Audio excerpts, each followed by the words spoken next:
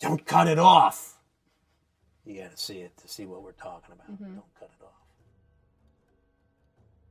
off. Hello, I am Robert. And I'm Alyssa. And today's movie is 2013's Evil Dead. Yes. The remake of the original Evil Dead. Mm-hmm. I have to tell you, I saw this movie in theaters when it first came out. It scared me so bad I pulled a muscle in my leg. You pulled a muscle in your leg? Yes. When I go to the movies, I sit next to somebody in the hopes that I'm going to get my muscle pulled, but not my leg muscle. Yeah. This movie is not campy. No. It is like very little humor. It's like most horror movies. There's like an occasional one line that you go, huh, but it's pretty damn scary. Yeah, this was good. It's intense, and it's not a slow burn, spooky. You know, it's one of the best paced horror movies that I've ever seen. It's kind of nonstop, and then there are times where you're up on the top of the roller coaster. But it's like you're never just coasting. Oh, yeah. In this movie. Yeah. Never.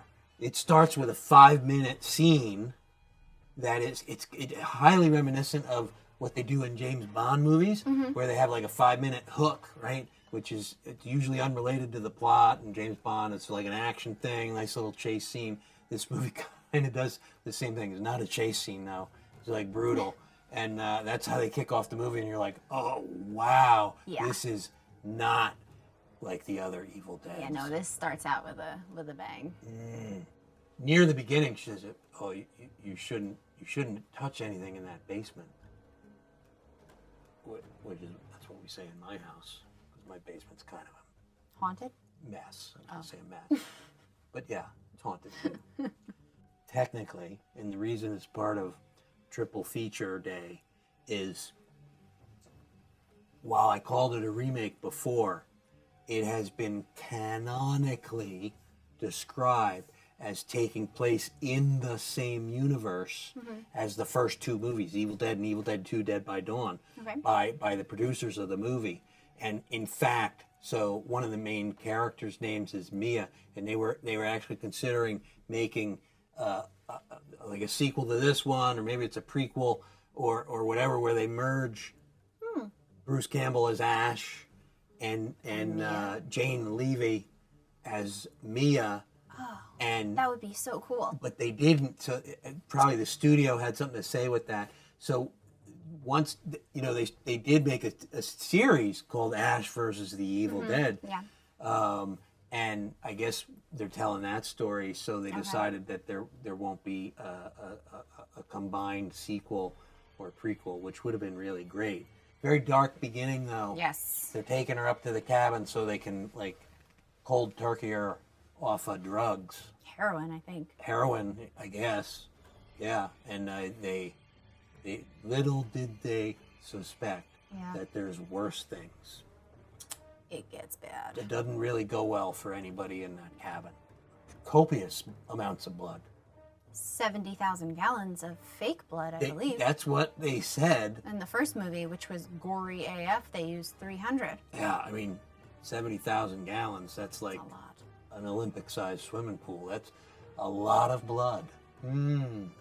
And other colors, too. They have other secretions in this movie, too. They built this, mostly it's a set that they built in some school gymnasium. And it really looks a lot. It's not an exact duplicate of the cabin from the first movie, but it really looks a lot like it. Yeah. And there's a fruit cellar, and there's stuff that goes on in the fruit cellar. And as you would expect. Yeah. So 95-ish% of this movie was filmed in order, which is something they don't typically do in movies. They film, kind of the easy stuff first. And the reason is because of all that blood they used. Yeah. They as the movie goes on, everything, the people and the scenery and the set gets bloodier and bloodier. There's so much blood in it. So it was a way of preserving the continuity. If they film it in order, the blood splash on the wall was from the last scene, so it's okay. If you film it out of order, it's like, why is there a blood splash on the wall? Yeah. They didn't want to have to repaint everything. It was time saver. Okay. One mildly humorous line is one of the characters, one of the dude characters says, I just don't want to become the devil's bitch.